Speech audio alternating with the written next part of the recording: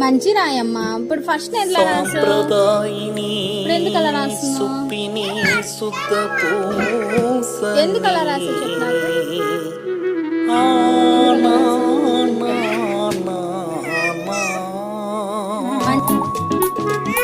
అక్కడే అలా అనొచ్చా? అసలు ఏం మంచిరాయి తల్లి. ఏం పడది?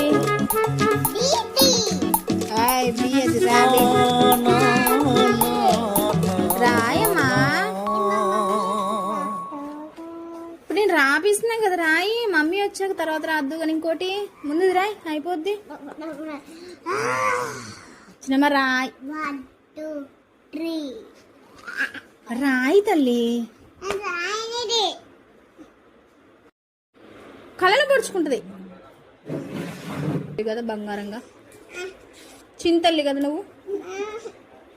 స్వీట్ ఇప్పుడు మంచిగా రాస్తుంది చూడండి. అయిపోయింది. 4 లైన్సేగా.